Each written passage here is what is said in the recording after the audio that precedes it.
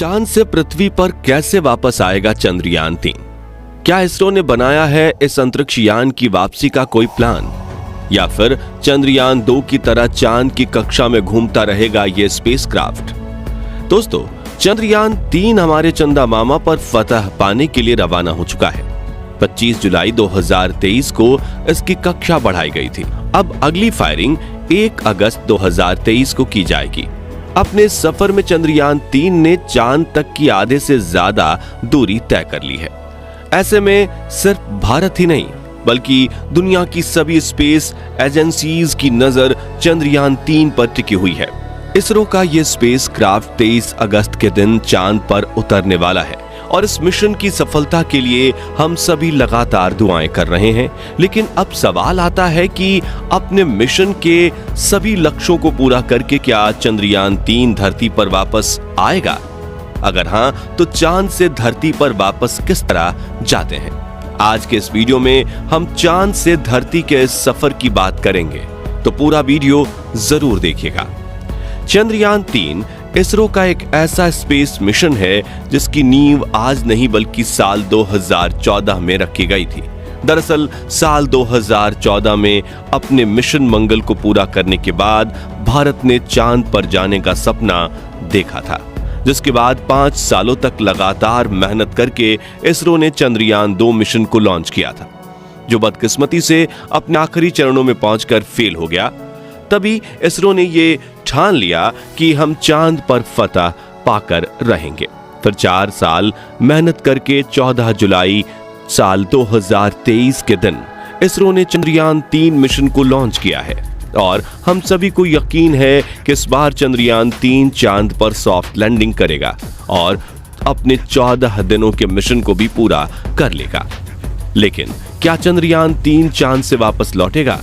ये जानने से पहले आइए जानते हैं कि आखिर चांद से धरती पर वापस कैसे आते हैं और कैसे अमेरिका और चीन ने चांद से धरती पर वापसी की थी। तो बता दें कि चांद पर जाकर धरती पर वापस आने की प्रक्रिया सबसे पहले अमेरिकी स्पेस एजेंसी नासा ने तब की थी जब उन्होंने अपोलो 11 मिशन के दौरान अंतरिक्ष यात्रियों यानी कि इंसानों को पहली बार चांद पर भेजा था।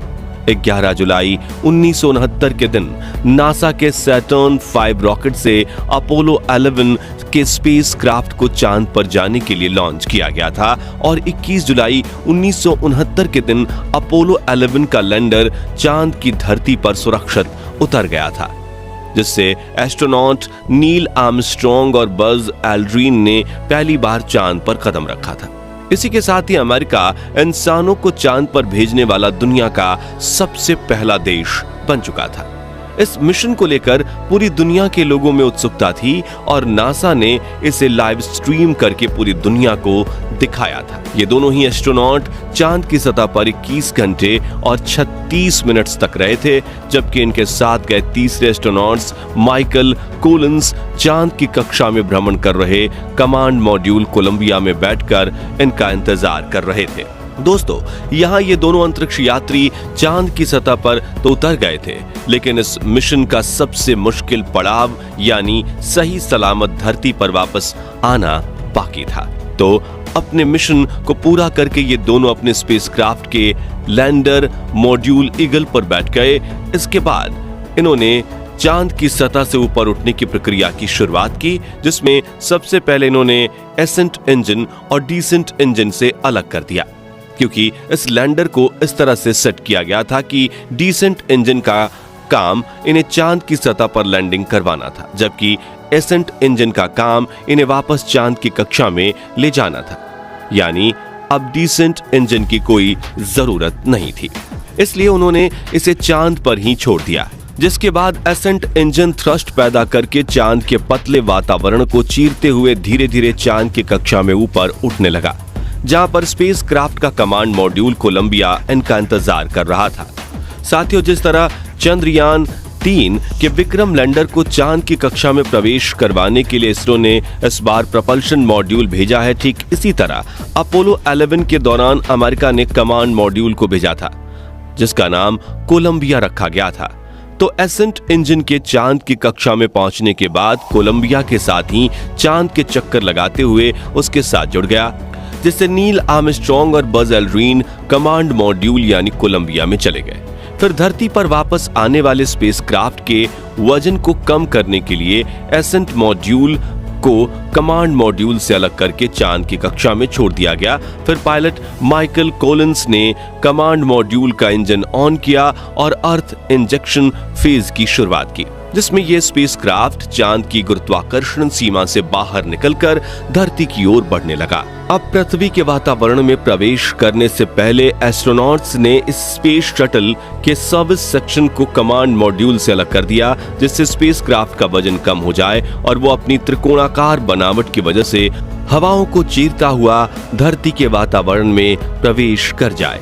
इस दौरान जैसे स्पेसक्राफ्ट पृथ्वी की गुरुत्वाकर्षण की सीमा में दाखिल हुआ तो ग्रेविटी की वजह से तेजी से धरती की तरफ बढ़ने लगा। दोस्तों, जब भी कोई स्पेसक्राफ्ट धरती के वातावरण में प्रवेश करता है तो घर्षण की वजह से काफी गर्मी पैदा होती है। इसलिए स्पेसक्राफ्ट की बाहरी दीवारों पर हीट रेसिस्टेंस ब्लॉक लगाए जाते हैं। और अपोलो 11 भी जब वातावरण में प्रवेश कर रहा था तभी घर्षण की वजह से उसके बाहरी हिस्सों में आग जल रही थी, लेकिन अंदर एस्ट्रोनॉट्स सही सलामत थे। और जब कमांड मॉड्यूल निश्चित ऊंचाई पर आ गया तो उस पर लगे पैराशूट को खोल दिया गया, जिससे उसकी रफ्तार कम हो गई और उसने पैसिफिक ओशियन में प्रशांत महासागर में लैंडिंग की, जहां से नासा की टीम ने तीनों एस्ट्रोनॉट्स और कमांड मॉड्यूल को रेस्क्यू कर लिया। और इस तरीके से अपोलो 11 के कमांड मॉड्यूल ने चांद से धरती तक का सफर तय करके 24 जुलाई 1969 के दिन सफलतापूर्वक वापसी की थी।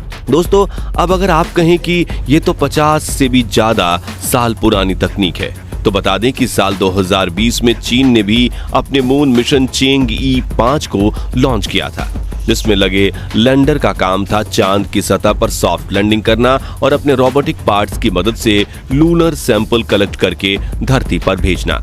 और चीन ने भी वापस लौटने के लिए इसी तकनीक का इस्तेमाल किया था, जिसमें चांद की कक्षा में पहुंचने के बाद लैंडर अपने ऑर्बिटर से अलग हुआ और अपने डिसेंसर इंजन की मदद से चांद की सतह पर लैंड हुआ। जिसके बाद सैंपल कलेक्शन करने के बाद एसेंडर हिस्से में रखे कैप्सूल में स्टोर किए गए थे और एसेंडर इंजन उसे लेकर चांद की कक्षा में वापस आकर ऑर्बिटर से जुड़ गया और सैंपल वाला कैप्सूल ऑर्बिटर में ट्रांसफर हुआ था। फिर खुद को लैंडर से अलग करके ऑर्बिटर धरती की ओर बढ़ा और धरती के वातावरण में प्रवेश करने से पहले उसका पिछला हिस्सा अलग हो गया, जिसके बाद उसका अगला हिस्सा अलग हो गया और पृथ्वी पर उसका रिटर्नर हवा को चीरते हुए सतह की ओर बढ़ रहा था।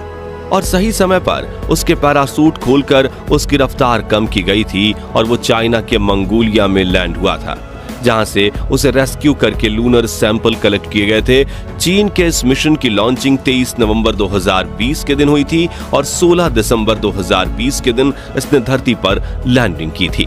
अब दोस्तों, अगर हम हमारे चंद्रयान 3 की बात करें तो 23 अगस्त के दिन शाम के करीब 6 बजे चंद्रयान 3 का लैंडर चांद की सतह पर लैंडिंग करेगा, जिसके बाद उसके अंदर मौजूद रोबोटिक प्रज्ञान रोवर बाहर निकलेगा और ये दोनों ही चांद की सतह पर अपने प्रयोग करेंगे।